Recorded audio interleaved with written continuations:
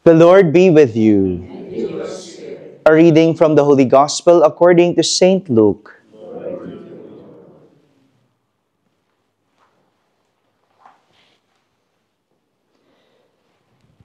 Jesus said to his disciples, "Thus it is written, that the Christ would suffer and rise from the dead on the third day, and that repentance for the forgiveness of sins would be preached in His name to all the nations, beginning from Jerusalem. You are witnesses of these things, and behold, I am sending the promise of my Father upon you.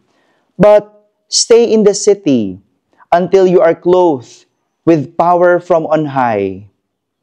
Then He led them out as far as Bethany, raised His hands, and blessed them.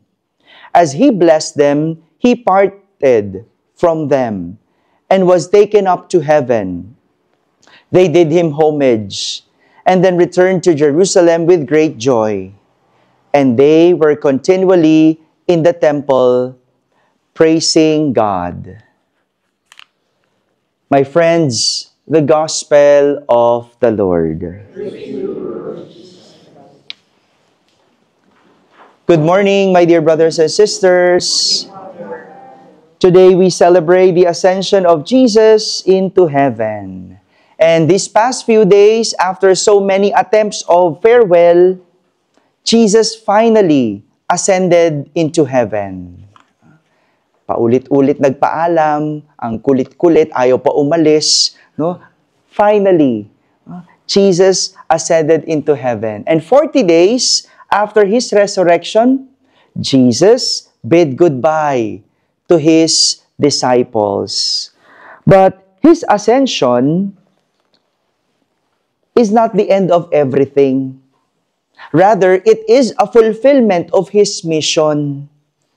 Madalas, ang tingin natin sa langit, isang katapusan ng ating buhay. Hindi po ba? And this is the reason why in our first reading, when the disciples were looking intently at the sky, as Jesus was going to heaven, there were two men dressed in white garment, who told these disciples, "Why are you intently looking at the sky? This Jesus has been raised up or taken up,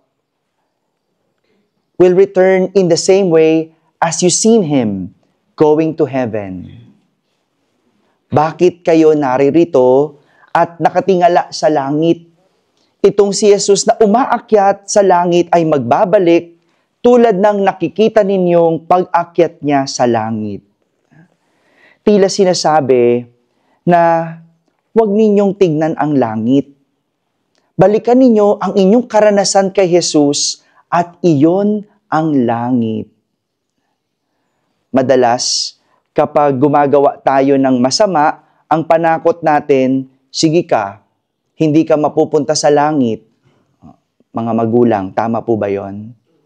Diba? Ganyan yung panakot natin eh.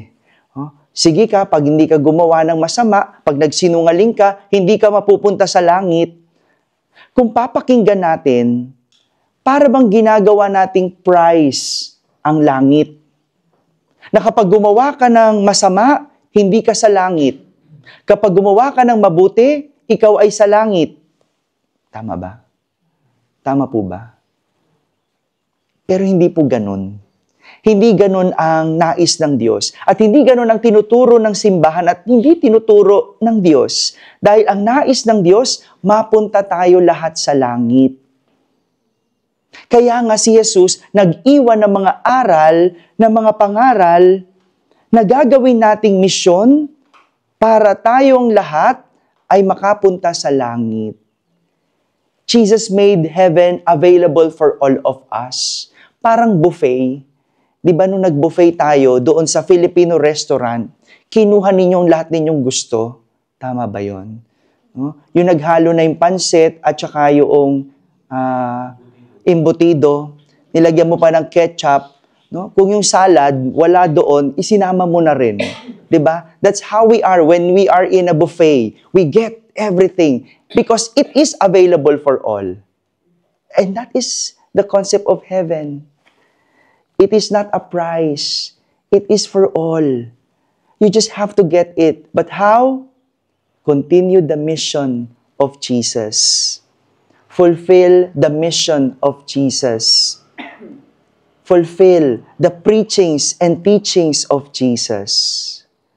I remember, I blessed the car of my friend.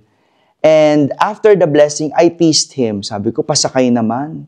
No? I-road test naman natin, ikot naman natin yan. No? And then, he allowed me to join him. No? Kumain muna kami sa may CCP. And so from Ermita, we traversed Ross Boulevard. And while we are in Ross Boulevard, I saw street children.